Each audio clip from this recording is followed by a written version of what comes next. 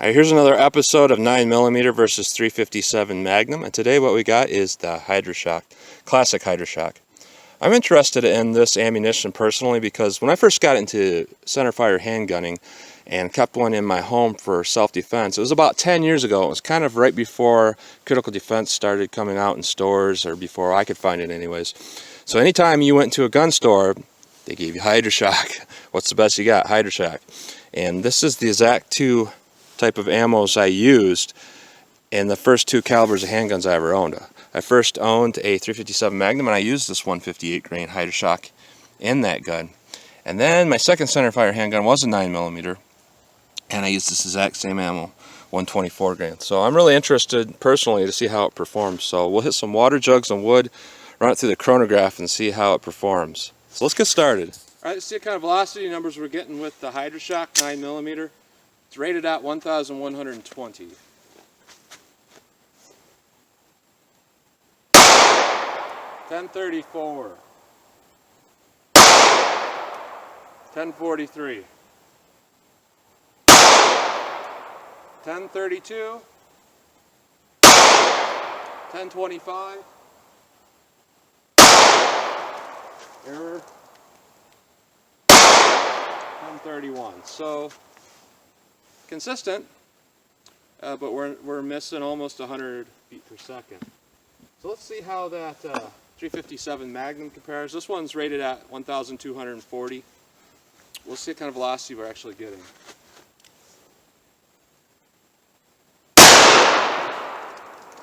$12.72. $12.88.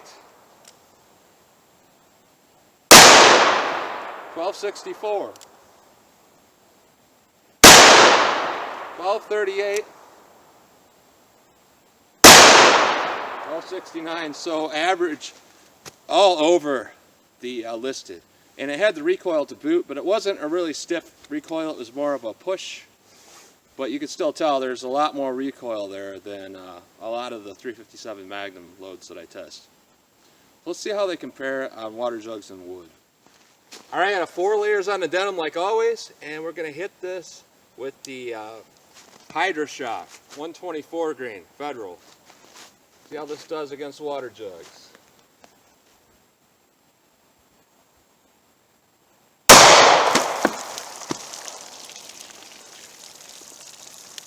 I wanted to point out while I got the thought in my mind, a lot of people think that I can't handle recoil when I do this.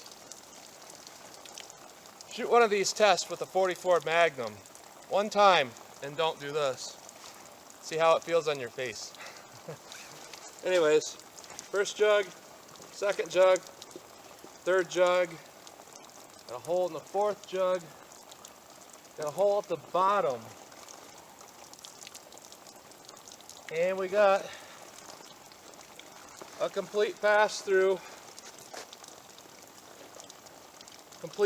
6 jugs.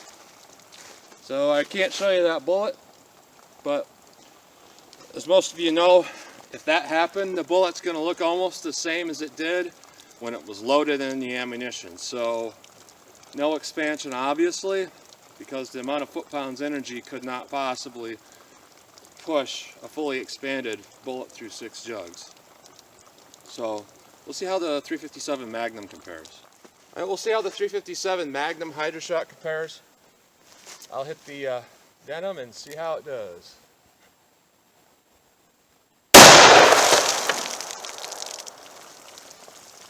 Alright.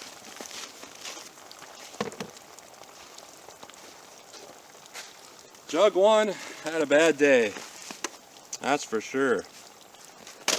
Jug 2 not much better. Wow. Jug 3 is leaking pretty bad. Jug 4. And perfectly ideal. Bottom of jug 4. That's what we want. That's very good penetration. That indicates close to 18 inches of penetration on ballistics gel, pretty much. And we have a beautifully expanded hollow point as to be expected. I'll take a guess now before I actually take it home and measure, and I'm going to say about 65/100ths.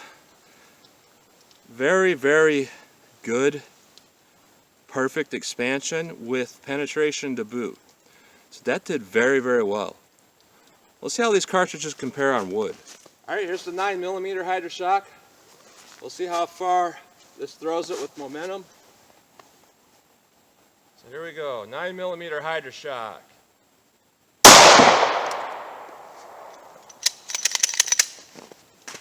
Not much different than target ammo. No pass through on the 9mm. We'll see how the 357 Magnum compares. And it's off the table. Kind of expected that. And with 5 boards, we caught it all. I see a split board the third way down. Kind of in line with the 357 mag hole. All right, 9mm on the right, 357 on the left. We see a bigger hole with the 357 already. Here's board 2. Board 3. It looks like we actually hit a knot dead on. That's why it stopped. That's why it stopped and split the wood. And the 9mm is embedded in the 4th board. Pretty cleanly embedded. The 357 Magnum actually stopped right before that, but it's because it hit a knot. I suspect without the knot, you would be identical in penetration, but this is what we're getting with the 357 Magnum. So overall performance, I would say complete failure for the 9mm for performance. Below listed velocities, terrible expansion through denim. But for the 357 Magnum, we had above listed velocities and incredible expansion through denim and water, good penetration, and not really too much over penetration on the wood. So I would say 357 Magnum HYDRA may be my new house gun, carry gun load. The 9mm, it can stay where it is. So that's what you're getting between the HYDRA 357 and 9mm. So as always, comment, share, and like, and thanks for watching.